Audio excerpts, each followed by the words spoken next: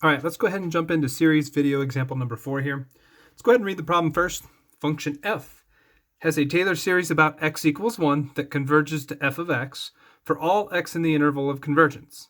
It is known that f of 1 equals 1, f prime of 1 equals negative 1/2, and the nth derivative of f at x equals 1 is given by the nth derivative at 1 equals negative 1 to the n over n minus 1 factorial over 2 to the n. For n is greater than or equal to 2. And letter A wants us to write the first 4 non-zero terms in the general term for the Taylor series of f about x equals 1. All right, so we're a Taylor series about x equals 1. So we need derivatives of f and the original function at x equals 1. Well, up in the stem of the problem, we're given where f of 1 is. We're also given where f prime of 1 is. And then we're given something that's going to define the second, the third, the fourth, the fifth derivative, so on and so forth, for each of the successive values. So those are where I'm going to get those values from. So if I need the first 4 non-zero terms, it looks like f of 1 is definitely a non-zero term. So I have 1, 2 coefficients of a non-zero term here. So I need to get a third and a fourth, which means I need f double prime at 1 and f triple prime at 1. So the first thing I'm going to do is find f double prime of 1. So that means this is the second derivative, so I'm going to plug 2 in for n up here. So negative 1 to the second power is going to be a positive 1 over, or times 2 minus 1 factorial, which is 1, over 2 squared, so 1/4. So that'll be our coefficient. We'll come back to that when we write our Taylor series here momentarily. Let's go ahead and get our third derivative at 1 as well. Now the third derivative, our n value here is going to be 3. So negative 1 to the third power is definitely going to be negative 1. Times 3 minus 1 is 2 factorial. 2 factorial is 1 times 2, which is just 2. Over 2 to the n, which in this case is still 3. 2 to the third is 8. And I think we can simplify that to what? Negative 1 over 4. So now I have the coefficients of my first 4 terms for my Taylor polynomial about x equals 1, or my Taylor series about x equals 1. So let's go ahead and start to write it. We want to start with f of 1. So let's see, we're doing this series of f. So we have f equals 1 minus 1/2 times x minus our center. Remember, we're centered at 1. So x minus 1 to the first power all over 1 factorial. Both are 1 and 1. We don't need to write it. Plus 1/4, second derivative, right? Times x minus our center, 1 to the second power, right? Second derivative, second power, all over 2 factorial. Coefficient minus 1/4 times x minus 1 to the third derivative, third power, all over 3 factorial. Plus, what's the general term here too as well? So I'm going to get the coefficient from this f of n to the nth derivative of f at 1, the nth derivative of f at 1. That's my coefficient. X minus my center still, all over the factorial. So let's go ahead and write it. It's negative 1 to the nth power times n minus 1 factorial, all over 2 to the n.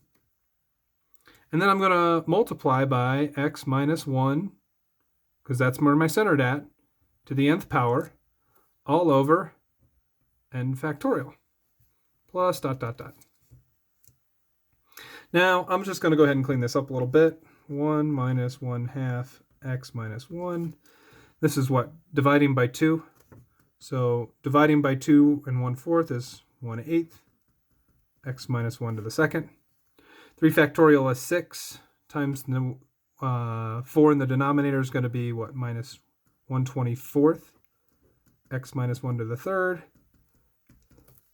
All right, let's do a little bit of simplification here. I see, well, -1 to the n is not going anywhere. I see n factorial and n minus 1 factorial. Remember, n factorial can be written recursively as all the numbers multiplied up to n. So it'd be n times n minus 1 times n minus 2. All of those are going to simplify out except for n. So I'm going to have 2 to the n times n in the denominator, and x minus 1 to the nth power in the numerator, plus dot, dot, dot. And there is the first four non-zero terms and our general term for our Taylor series. All right, let's go ahead and jump down to B. B says the Taylor series for f about x equals 1 has a radius of convergence of 2. Find the interval of convergence. Show the work that leads to your answer. So if we just go real simple and throw a number line down here, we're centered at 1. Our radius is 2, which means that in both directions, we're going to go 2 units away for our interval. So the x values that are 2 units away, disregarding scale, is -1 and +3. So we're going to start with an interval from -1 to 3. Now, we need to check our endpoints, all right? So I'm going to take x value of -1 and an x value of +3, plug it into our general term up here to be able to see if we can test for convergence of those endpoints. So let's go ahead and start with x equals 3. So I'm going to end up with what? -1 to the n times 3 minus 1 is 2 to the nth power over 2 to the n times n. And 2 to the n is going to simplify out so that I'm going to end up with an alternator in the numerator over an n to the first. Okay, the limit as n goes to infinity of -1 to the n over n, that's going to be 0. So this x equals 3 is going to converge by the alternating series test. So if 3 converges, that means I need to include it on my interval over here. All right, let's go ahead and do x equals -1 as well. We got -1. We're still going to end up with -1 to the nth power. Now when I plug in -1 up into my nth term up here, I'll end up with -1 minus 1, which is what, -2 to the nth power, all over 2 to the n times n. And remember, we can rewrite -2 to the nth power as -1 to the nth power times 2 to the nth power, which is kind of nice because the 2 to the n in the numerator and the 2 to the n in the denominator, those will be simplifying out. And then I will end up with -1 to the n times -1 to the n. Well, if I'm multiplying, that's -1 to the 2n, which will always be positive, right? Our exponent will always be positive if I'm taking -1 to the 2n.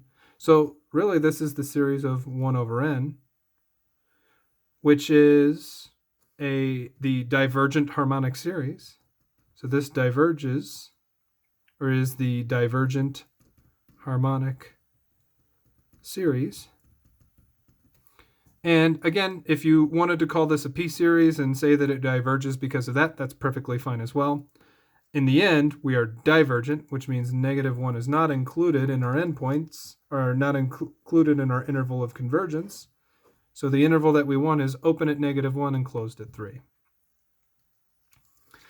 All right, last one. Letter C. Jump down to the bottom. The Taylor series for f about x equals 1 can be used to represent f of 1.2 as an alternating series. Use the first 3 non-zero terms of this alternating series to approximate f of 1.2, which just means that we wanted to approximate, right? F of 1.2. We've got, way up here, we've got not just 3, but 4 different terms. We only want the first 3. So we want to come down here and we want to do f of 1.2, which is going to be, what, 1 minus 1/2 times 1.2 minus 1, plus, what was it, 1/8, 1.2 minus 1 squared. And there's my first 3 non-zero terms. You can simplify to your heart's content here. I'm sure you can have some fun with that. I'm going to leave an unsimplified answer here. I suggest you do the same. If you have any questions, please let me know.